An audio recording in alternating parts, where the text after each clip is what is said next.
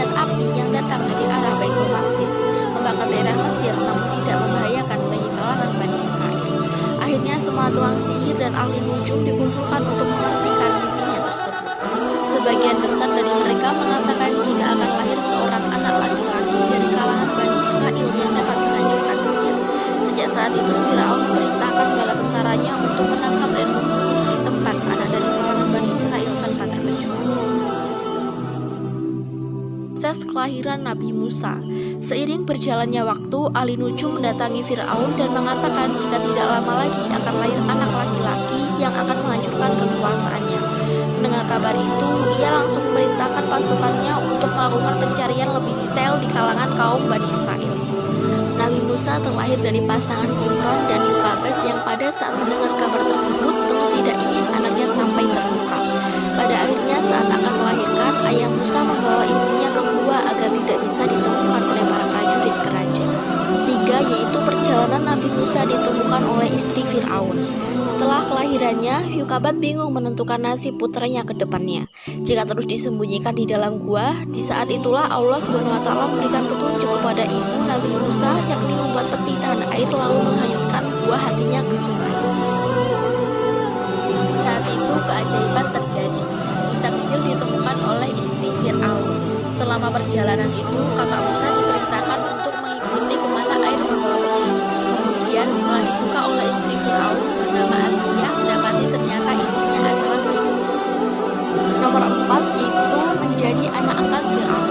Sebab merasa iba, akhirnya Aisyah memutuskan untuk mengangkatnya sebagai anak. Niat tersebut kemudian diutarakan kepada Firaun, meski pada awalnya ditolak, namun akhirnya harapannya diterima. Selanjutnya ia mencari inang pengasuh yang nantinya akan menyusui sampai cukup usia. Pada waktu itu sudah ada beberapa inang yang diundang untuk menyusui Musa, namun hampir semuanya ditolak. Ketika informasi ini didengar oleh sang kakak kandungnya, akhirnya memberitahukan kepada sang ibu.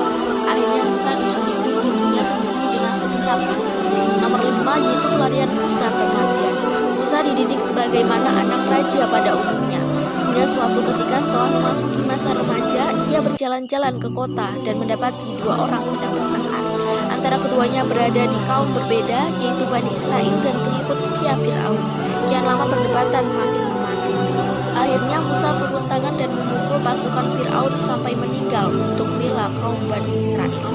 Atas kejadian itu, ia ketakutan jika akan mendapatkan hukuman dari sang ayah angkat. Setelah itu, Musa melarikan diri keluar Mesir dan menuju arah Yaman. Nomor 6 yaitu pertemuan dengan putri Nabi Shu'aib. Saat di perjalanan menuju Madian, beliau bertemu dengan sekelompok orang yang sedang berebut air di sekitar sumur untuk memberikan minum kepada hewan ternak masing-masing di antaranya. Di sisi lain ada 2 perempuan berdiri dengan niatan sama, namun hanya berdiri di sekitarnya saja.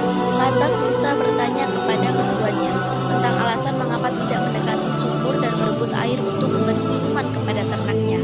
Mereka pun menjawab bahwa seorang perempuan tentu tenaganya tidak sekuat laki-laki. Akhirnya bantulah agar mendapatkannya. Sesampainya di rumah, bertemulah Musa dengan ayah kedua anak tersebut yang ternyata merupakan putra dari Nabi Shu'aib. Kemudian antara keduanya mulai berbincang mengenai hal yang dialami oleh Musa, terutama perihal alasannya lari ke Madian sendirian tanpa adanya pengawalan. Kisah selanjutnya yaitu menceritakan tawaran Nabi Shu'aib untuk menjadi pengembala ternak. Dengan imbalan ketika sudah dewasa, kelak berhak memilih salah satu di antara kedua putrinya. Tanpa terasa sudah berjalan 10 tahun Musa berada di Madian, namun pikirannya tertuju keadaan. Nomor 7 yaitu pertama kali turunnya wahyu.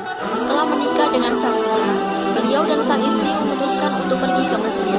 Saat masih berada di tengah perjalanan di atas bukit yang bernama Bukit Tushina, Nabi Musa melihat api. Beliau pun mendatangi api tersebut dan melihat sebuah sinar yang sangat terang.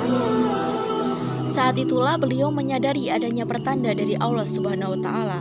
Di sana Nabi Musa berpuasa selama 40 hari dan dalam keadaan suci, Nabi Musa mendengar firman Allah Subhanahu wa Ta'ala secara langsung. Ia lalu dikaruniai kitab Taurat yang berisi pedoman hidup bagi umat.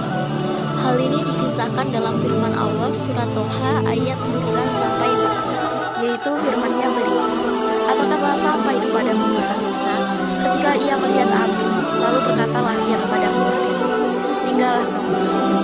Sesungguhnya aku melihat api,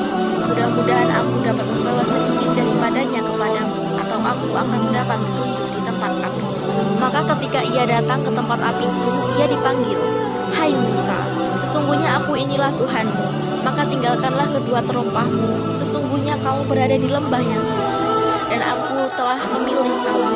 Maka dengarkanlah apa yang akan diwahyukan kepadamu. Sesungguhnya aku ini adalah Allah, tidak ada Tuhan yang berhak selain aku. Maka sembahlah aku dan dirikanlah salat untuk mengingatku."